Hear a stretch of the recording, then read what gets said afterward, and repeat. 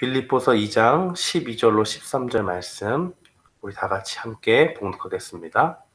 그러므로 나의 사랑하는 자들아, 너희가 나 있을 때뿐만 아니라 더욱 지금 나 없을 때에도 항상 복종하여 두렵고 떨림으로 너희 구원을 이루라.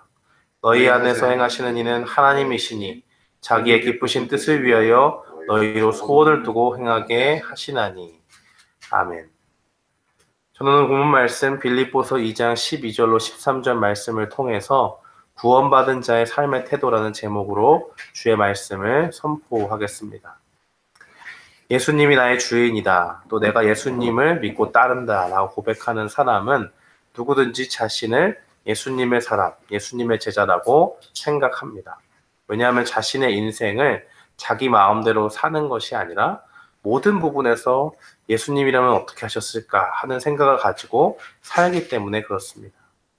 예수님의 일생을 한마디로 표현할 수 있다면 여러 가지가 있겠지만 하나님께 순종하는 삶이었다라고 말할 수 있습니다. 예수님은 모든 일에 자신의 뜻을 내려놓고 온전히 하나님의 뜻을 따라 사셨기 때문에 그렇습니다. 누가복음 22장 42절 말씀은 이렇게 증거합니다. 가라사대 아버지여, 만일 아버지의 뜻이여든 이 잔을 내게서 옮기시옵소서. 그러나 내 원대로 마옵시고 아버지의 원대로 되기를 원하나이다 하시니. 예수님은 자신의 죽음을 앞에 두고 간절한 기도를 하시던 그때에도 자기의 뜻이 아니라 온전히 하나님의 뜻에 자신을 맡겼다는 것을 오늘 이 말씀을 통해서 우리는 확인할 수가 있습니다. 우리가 내 인생의 주인으로 예수님을 고백하는 사람이라면 예수님처럼 온전히 하나님의 뜻에 자신을 순종으로 하나님 앞에 드릴 수 있는 사람이 되어야 합니다.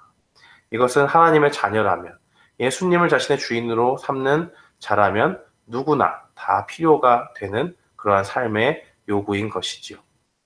오늘 본문 말씀은 우리가 구원받은 자로서 어떤 삶을 살아야 하는지 두 가지를 우리에게 증거하고 있습니다.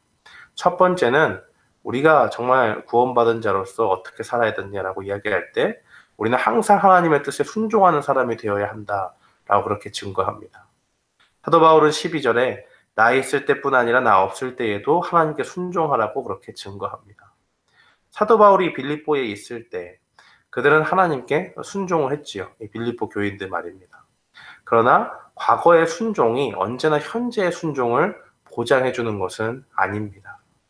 마치 이스라엘 백성이 애굽의 군대를 피해서 홍해를 갈라주신 그 하나님의 큰 은혜를 체험하고도 나중에 지나서 얼마 못 가서 하나님의 은혜를 잊었던 것 같은 그러한 연약함이 지금 이 시대를 사는 우리에게도 동일하게 있고 빌립보 교인들에게도 있다는 것을 우리는 잘 알고 있는 것이죠.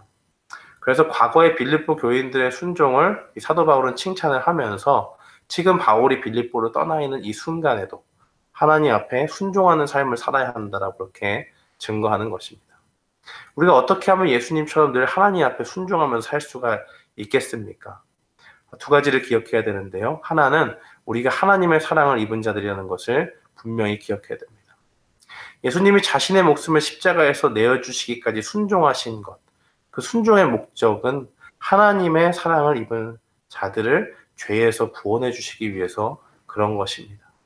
이 하나님의 사랑을 입은 수혜자가 누구냐라고 이야기할 때 바로 예수님을 쫓아 사는 우리라고 말할 수가 있는 것이지요. 우리가 잘해서 어떤 사랑받을 만한 자격을 얻어서 하나님 앞에 사랑을 획득한 것이 아닙니다. 로마서 5장 8절은 우리가 아직 죄인 되었을 때에 그리스도께서 우리를 위해 죽으셨다고 말하고 있습니다.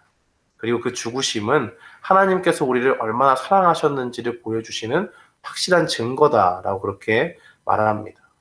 그렇기 때문에 우리는 하나님의 그 아들을 아낌없이 우리에게 주신 그 하나님의 사랑을 기억하면서 하나님께 순종할 필요가 있는 것입니다. 또 한 가지 우리가 순종에 대해서 생각해 볼 때 기억해야 하는 것은 구원을 이루라라는 그 말씀의 의미입니다. 우리가 구원을 받는 데는 순종이 반드시 필요합니다. 그런데 여기서 주의해야 할 것이 있습니다. 오늘 성경에 보니까 구원을 이루라라고 그렇게 표현되어 있기 때문에 마치 우리가 어떤 우리의 능력을 가지고 순종을 엄청 잘해서 구원을 얻는 것처럼 생각할 수 있지만 그런 의미가 아닙니다.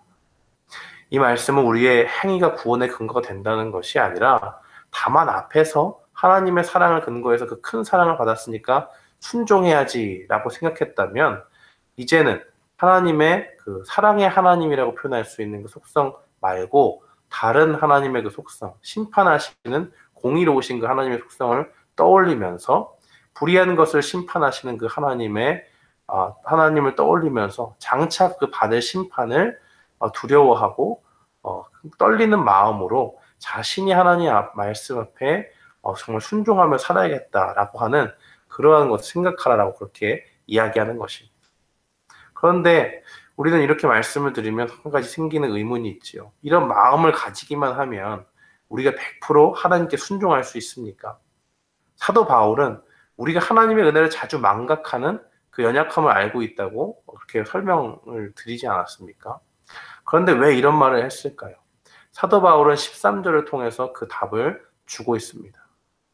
우리가 구원받은 자로서 어떻게 살아야 되느냐? 첫째가 항상 하나님께 순종하고 사는 것이라면 둘째는 그 순종의 힘을 자신에게서 찾는 것이 아니라 하나님께서 나에게 순종할 힘을 주신다는 것을 확신하고 나아가야 된다는 것을 말하는 것입니다.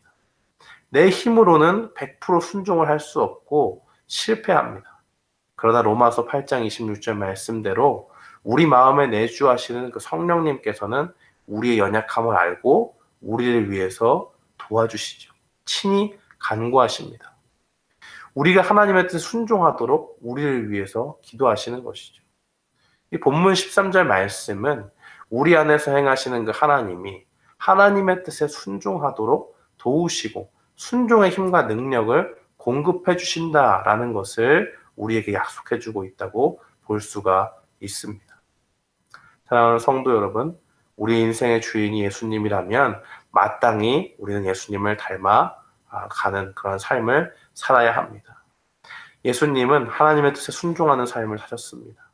예수님께서 인생을 그렇게 사셨다면 우리도 순종의 삶으로 우리의 삶을 채워나가야 될 줄 믿습니다.